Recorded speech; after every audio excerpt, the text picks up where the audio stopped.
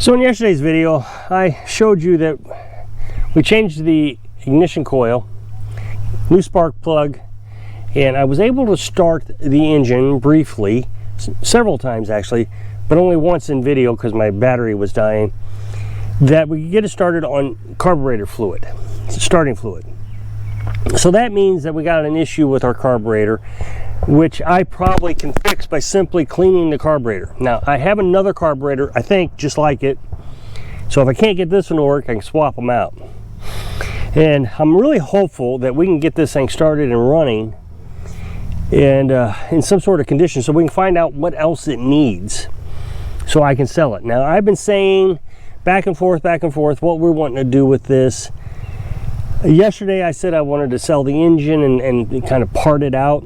Carolyn said, no, let's fix it up as cheaply as possible and sell it.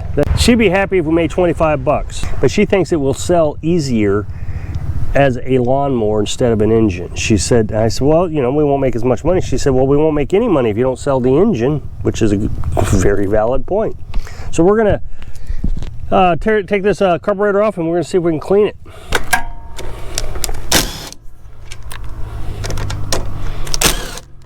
Okay, so the whole assembly comes off, and I already see that we are missing a gasket, which isn't a huge issue. I actually have some gasket material that I can make a gasket, so it could be that it's just sucking air. Now I'm gonna stuff something in it just so a lot of dirt and debris doesn't get into it. And then we're gonna remove the fuel line. And look at that, see the clamps aren't holding on very well.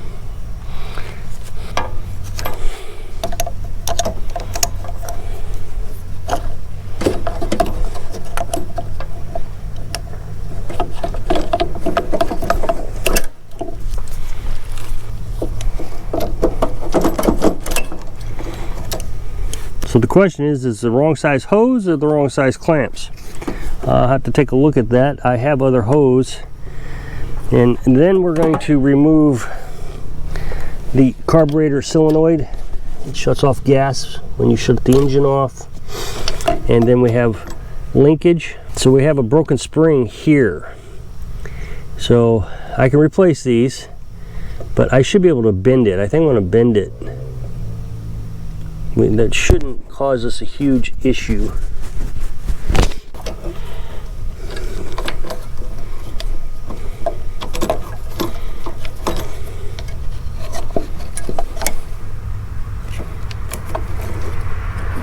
Okay, somebody has bent the linkage to a point to keep it in there, I guess. It's not correct. That's not the way it's supposed to be.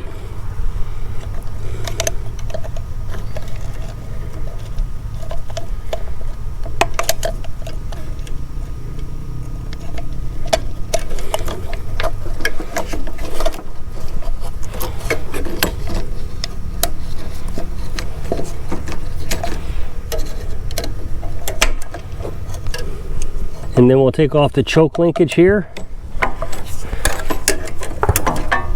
That's it. That's all there is to it. Okay, so the first thing I'm going to do is I'm going to knock off some of this surface grease and oil with gasoline. Now I know a lot of people don't like using gasoline. If you want to use carb cleaner, then that's what you should use. I know people have concerns about health risk and that kind of stuff.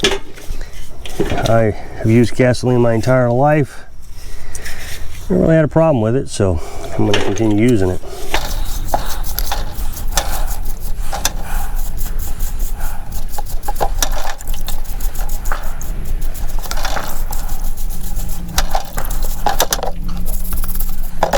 So I don't see any reason at this point in time of taking the air tubes off, the intake and the suction from the carburetor. I don't see why I need to take that off. It makes it a little bit more clunky, but by taking them off, I risk ripping gaskets or O-rings or anything, and there's no reason to risk it if I don't have to. So what I want to do is take the bowl off. The first thing I have to do is take the carburetor solenoid off. And it looks like it's pretty loose. Well, that goes without saying. This is a pretty thin area to get a 1/2-inch wrench into. So if you don't have a thin 1/2-inch wrench like I happen to have, then you probably would take a grinder and you would thin that down, just an old wrench that you had, and that way you can get it in there.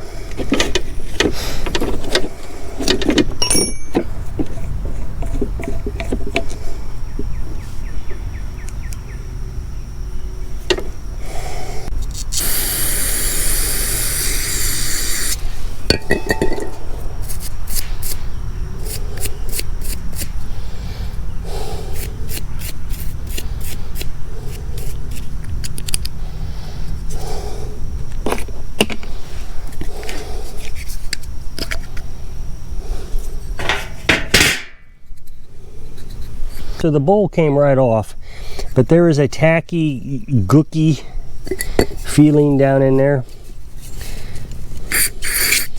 Be careful you don't get carb cleaner on the gasket, which I already did. It can swell and expand.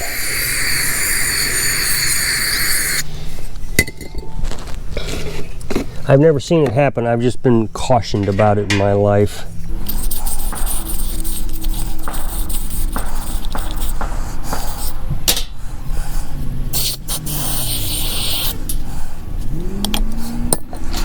Okay, so now we're going to take the float out, and there's a pin in there that we have to get out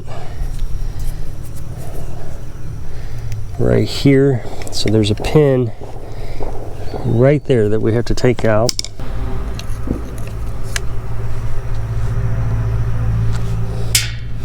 And so now the float should come out, and then there's a shut-off valve that fills the bowl. So as the float comes up, it fills, or actually it'll fall down is what it is, and then when it fills up, the float bounces back up, and that shuts off the gas to the carburetor.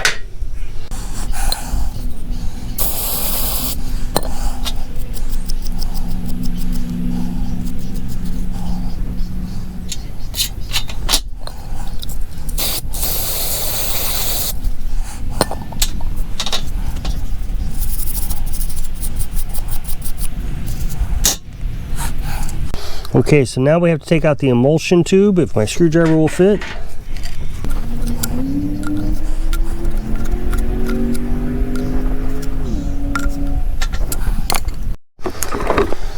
Alright, so my recording got messed up. I don't know why, but I'm having a hard time hitting the button on the video camera. So what happened was, it appears that somebody has tried to break into this old carburetor before. And when they did, they stripped out the emulsion tube, and I can't get it out. I can get it partially way out, but it looks like the threads are messed up in it. So I've decided I'm going to go ahead and replace the carburetor with this other one. Now, it's a little bit different on the inside. You missed all that because of the recording. This one is a metal insides. Everything's metal in here.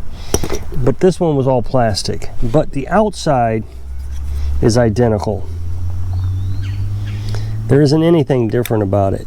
So I'm thinking they're the same. Now, the one thing that I am concerned about is the solenoid. This is the old solenoid off the Craftsman. This is the new one. It's much longer. So I decided to go ahead and use the old one because I don't know if it's going to fit the new one. So we'll try it and see how it works, but they are different. The old one has a valve on it that is shaped in kind of a point.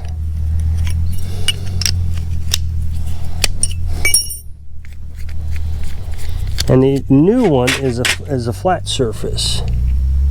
So I'm not too sure. I don't know.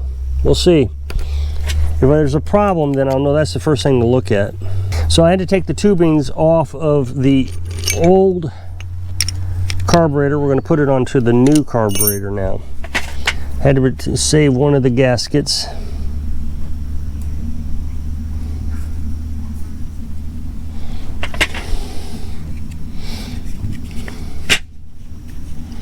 Now, the only thing you missed after that was the disassembly of the old carburetor, but you won't miss anything because we're going to put it all together, and so it was just the opposite.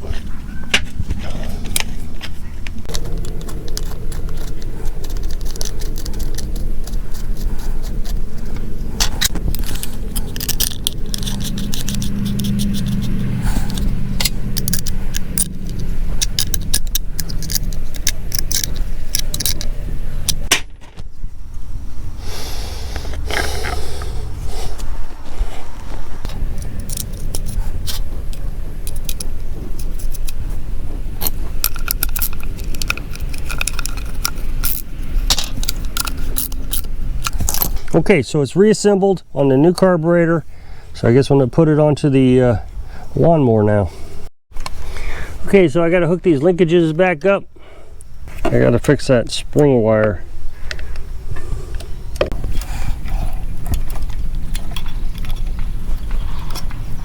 Which I might just do after I get the carburetor on, so I don't have to sit here and hold it.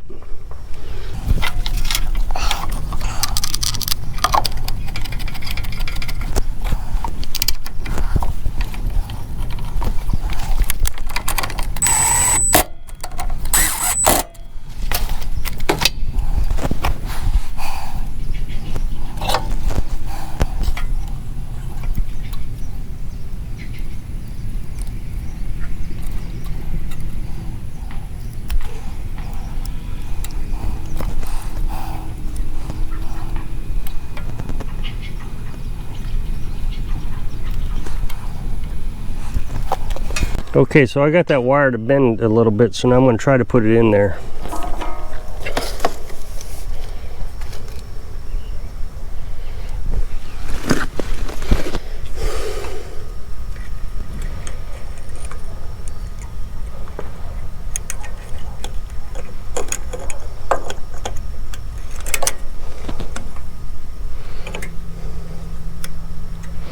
There, got it.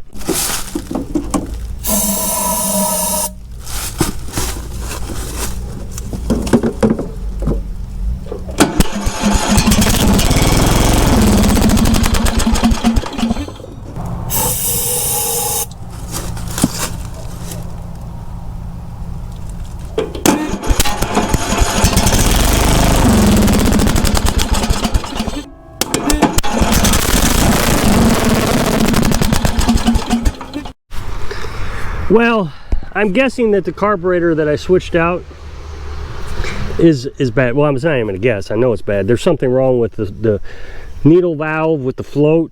Something's not working right. But when you take this off, it should just gush gas, and it's not. It's just kind of leaking by, and you can also see that there's a leak right there. So there's something wrong with this carburetor. So I'm just going to buy a new one. It was well, actually I did already. It was $23, and so we'll put that on. Now what was interesting is the ignition. I said that starting solenoid, which is underneath the gas tank, it's where that red wire is. I thought was bad. It wasn't working at all, and this morning I came out and it turned with the key, so everything's working there. All the safety switches are working. I hooked up the wire to the ignition coil, and that's working. What was funny is I bought some new hoses, and this one right here is clogged somehow. I can't get gas to go through it. Brand new hose. Now what I'm going to do is I'm going to air up the tires and see which ones are holding air and which ones not. This one over here is missing the valve stem right there, so I'm going to put an inner tube. It's an old inner tube I had. I'm going to put that in there, and then I'll wait until Wednesday. I think this is Saturday, and we'll put that new carburetor on. So I hope I can inspire you. Don't melt away when you're living your dreams. Thanks for watching.